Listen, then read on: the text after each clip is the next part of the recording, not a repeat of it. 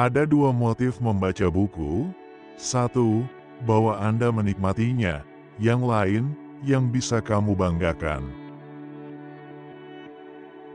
Dari segala bentuk kehati-hatian, kehati-hatian dalam cinta mungkin merupakan hal yang paling fatal bagi kebahagiaan sejati. Jangan takut untuk bersikap eksentrik dalam berpendapat, karena setiap opini yang diterima sekarang dulunya eksentrik. Penyebab mendasar dari masalah ini adalah bahwa di dunia modern, orang-orang bodoh merasa sombong, sedangkan orang-orang cerdas penuh dengan keraguan. Takut akan cinta berarti takut akan kehidupan, dan mereka yang takut akan kehidupan sudah mati 3 bagiannya. Saya tidak akan pernah mati demi keyakinan saya karena saya mungkin salah. Dan jika Tuhan itu ada, saya pikir sangat tidak mungkin Dia memiliki kesombongan yang tidak nyaman sehingga membuat mereka tersinggung oleh mereka yang meragukan keberadaannya. 3 nafsu, sederhana namun sangat kuat telah menguasai hidupku. Kerinduan akan cinta, pencarian ilmu pengetahuan, dan rasa kasihan yang tak tertahankan atas penderitaan umat manusia. Dalam segala hal, sesekali menggantungkan tanda tanya pada hal-hal yang sudah lama Anda anggap remeh adalah hal yang sehat. Laporan orang bodoh tentang apa yang dikatakan orang pandai tidak akan pernah akurat, karena tanpa sadar ia menerjemahkan apa yang didengarnya menjadi sesuatu yang dapat ia pahami. Ketakutan adalah sumber utama tahayul dan salah satu sumber utama kekejaman. Menaklukkan rasa takut adalah awal dari kebijaksanaan. Salah satu gejala gangguan saraf yang akan datang adalah keyakinan bahwa pekerjaan seseorang sangatlah penting. Sangat mudah untuk jatuh cinta. Bagian tersulitnya adalah menemukan seseorang untuk menangkap Anda. Kebanyakan orang akan mati lebih cepat daripada yang diperkirakan. Pada kenyataannya, mereka melakukannya. Hal tersulit untuk dipelajari dalam hidup adalah jembatan mana yang harus diseberangi dan jembatan mana yang harus dibakar. Mengajarkan bagaimana hidup tanpa kepastian, namun tanpa dilumpuhkan oleh keraguan-raguan, mungkin merupakan hal utama yang masih dapat dilakukan oleh filsafat di zaman kita bagi mereka yang mempelajarinya. Mereka yang belum pernah merasakan keintiman yang mendalam dan persahabatan yang intens dari cinta timbal balik yang membahagiakan telah melewatkan hal terbaik yang dapat diberikan oleh kehidupan. Keasyikan terhadap harta benda, lebih dari apapun, menghalangi kita untuk hidup bebas dan bermartabat. Pengetahuan kita sangat sedikit. Namun sungguh menakjubkan bahwa kita mengetahui begitu banyak, dan yang lebih menakjubkan lagi adalah bahwa pengetahuan yang begitu sedikit dapat memberi kita begitu banyak kekuatan. Tidak ada seorang pun yang bergosip tentang kebaikan rahasia orang lain. Dikatakan bahwa manusia adalah binatang yang berakal. Sepanjang hidup saya telah mencari bukti yang dapat mendukung hal ini. Ketakutan kolektif merangsang naluri kawanan, dan cenderung menghasilkan keganasan terhadap mereka yang tidak dianggap sebagai anggota kawanan. Rahasia kebahagiaan adalah menghadapi kenyataan bahwa dunia ini mengerikan, mengerikan, mengerikan. Orang yang benar-benar berjiwa tinggi tidak peduli terhadap kebahagiaan, apalagi kebahagiaan orang lain. Para patriot selalu berbicara tentang mati demi negaranya, namun tidak pernah berbicara tentang membunuh demi negaranya. Sejauh yang saya ingat, tidak ada satu kata pun dalam Injil yang memuji kecerdasan. Jika di dunia saat ini ada banyak orang yang lebih menginginkan kebahagiaan diri mereka sendiri daripada menginginkan ketidakbahagiaan orang lain, kita bisa mendapatkan surga dalam beberapa tahun ke depan. Menurut saya, tidak yakin secara mutlak adalah salah satu hal penting dalam rasionalitas.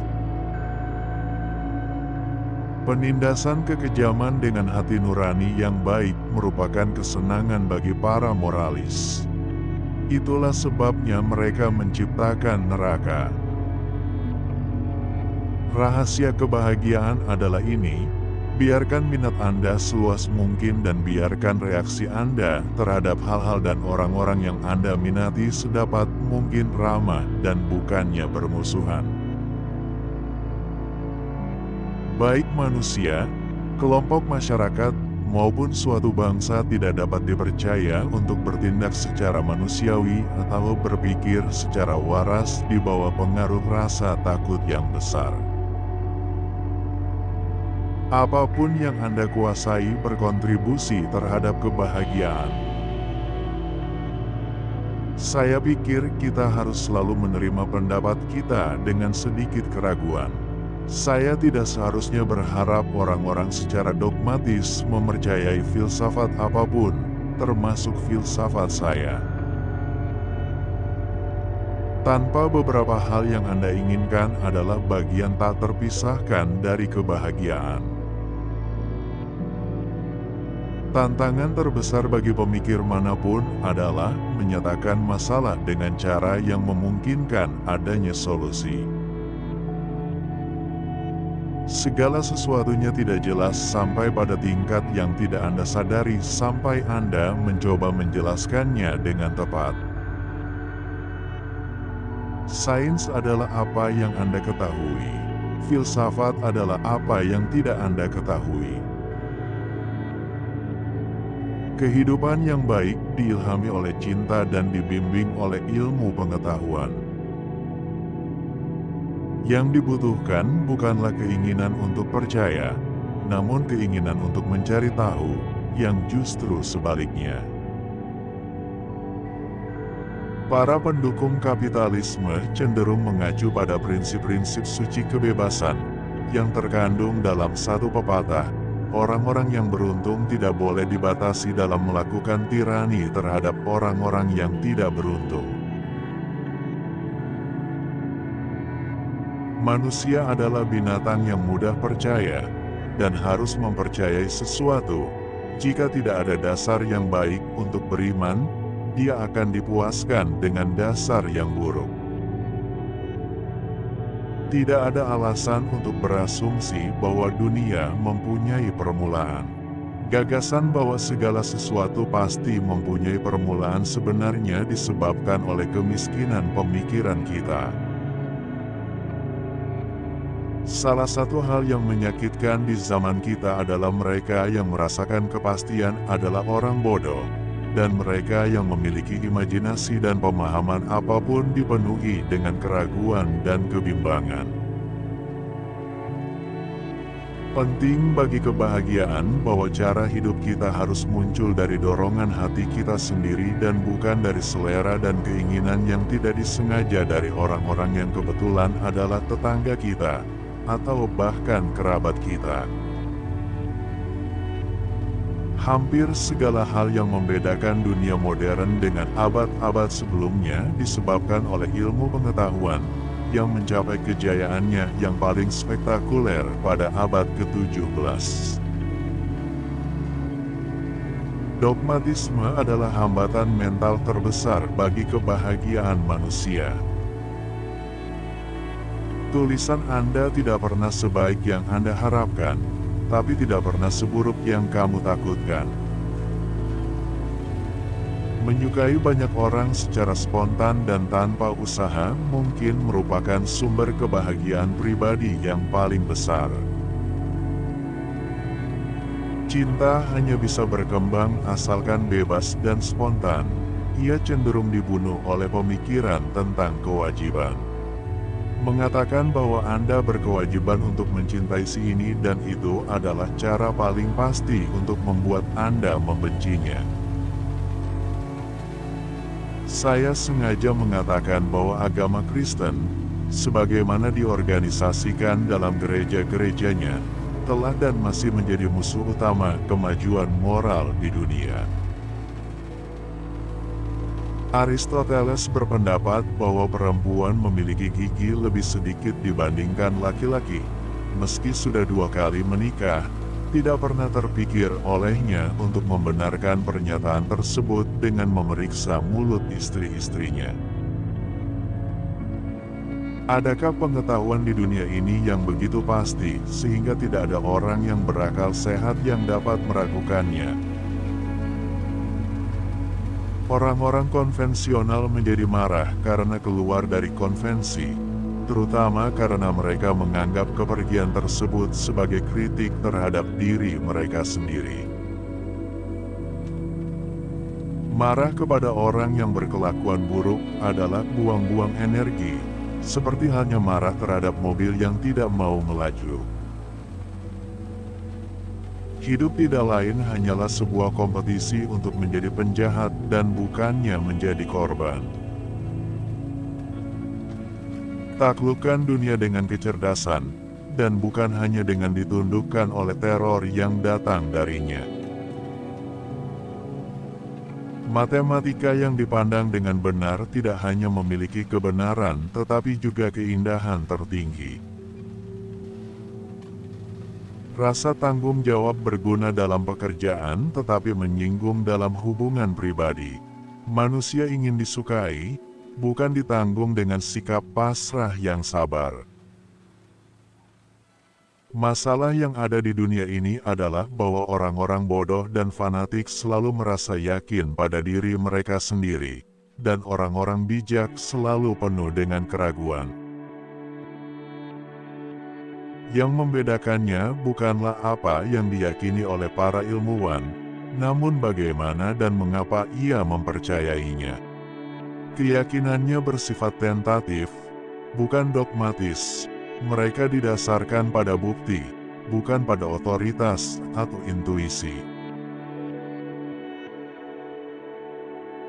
Pria yang tidak bahagia, seperti pria yang kurang tidur, selalu bangga dengan kenyataan.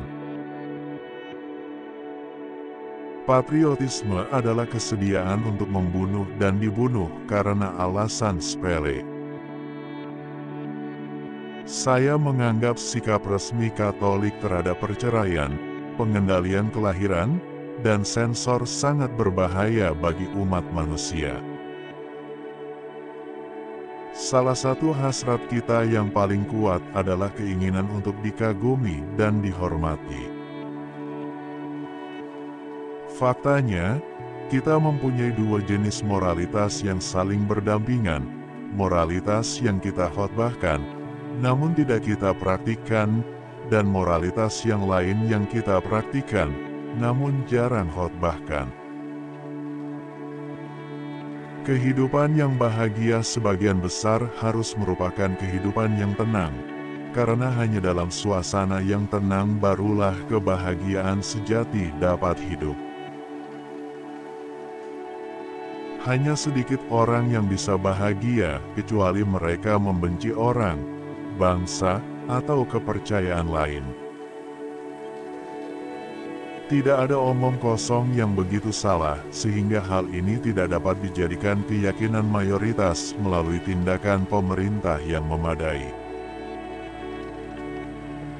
Orang bijak memikirkan masalahnya hanya jika ada tujuan dalam melakukannya, di lain waktu dia memikirkan hal-hal lain, atau, jika saat itu malam, tidak memikirkan apapun.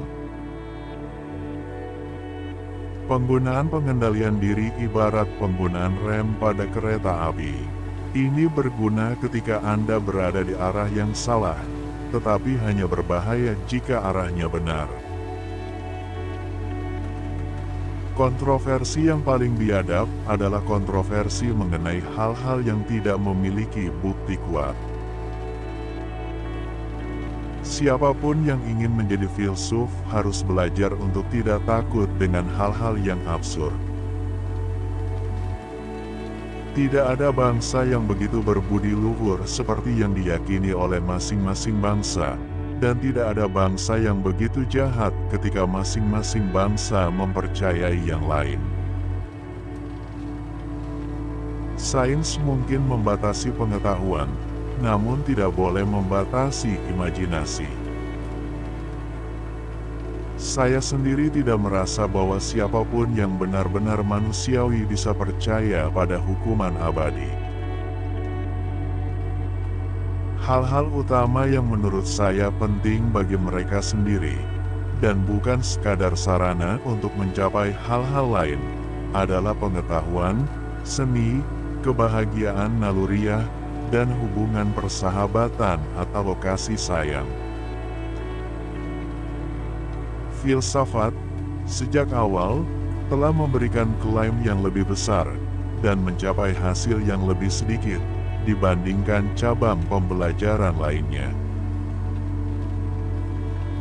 Mampu mengisi waktu luang dengan cerdas adalah produk terakhir dari peradaban, dan saat ini sangat sedikit orang yang mencapai tingkat ini.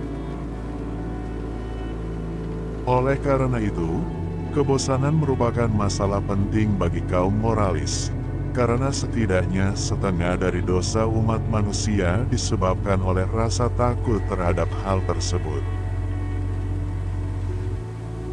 Saya percaya bahwa ketika saya mati, saya akan membusuk, dan ego saya tidak akan bertahan. Kebebasan berpendapat hanya bisa ada jika pemerintah merasa aman. Saya telah membuat penemuan yang aneh. Setiap kali saya berbicara dengan seorang yang terpelajar, saya merasa yakin bahwa kebahagiaan tidak lagi mungkin terjadi. Namun ketika saya berbicara dengan tukang kebun saya yakin sebaliknya. Seseorang harus peduli terhadap dunia yang tidak akan dilihatnya. Harapan yang ekstrim lahir dari kesengsaraan yang ekstrim. Tuntutan akan kepastian merupakan sesuatu yang wajar bagi manusia, namun tetap saja merupakan suatu keburukan intelektual. Kita mencintai kebiasaan kita lebih dari pendapatan kita, seringkali lebih dari hidup kita. Cinta adalah sesuatu yang lebih dari sekedar hasrat untuk melakukan hubungan seksual. Cinta adalah cara utama untuk melepaskan diri dari kesepian yang menimpa sebagian besar pria dan wanita sepanjang hidup mereka. Kami tidak suka dirampok oleh musuh. Kita ingin seseorang membenci saat kita menderita. Sungguh menyedihkan memikirkan bahwa kita menderita karena kita bodoh. Namun, jika melihat umat manusia secara massal, itulah kebenarannya. Kepercayaan kepada Tuhan dan kehidupan di masa depan memungkinkan kita menjalani hidup dengan keberanian yang lebih sedikit daripada yang dibutuhkan oleh orang-orang yang skeptis. Tidak ada yang lebih melelahkan selain keraguan-raguan, dan tidak ada yang sia-sia. Kapanpun Anda merasa marah karena perbedaan pendapat, waspadalah, Anda mungkin akan menemukan, setelah diperiksa, bahwa keyakinan Anda melampaui bukti yang ada. Sebagian besar kejahatan terbesar yang dilakukan manusia terjadi karena orang-orang merasa yakin akan sesuatu yang sebenarnya salah. Terkadang hal tersulit dalam hidup adalah mengetahui jembatan mana yang harus dilintasi dan mana yang harus dibakar. Jangan pernah mencoba untuk mematahkan semangat berpikir, karena Anda pasti berhasil. Terima kasih telah menonton. Jangan lupa like, komen, dan subscribe.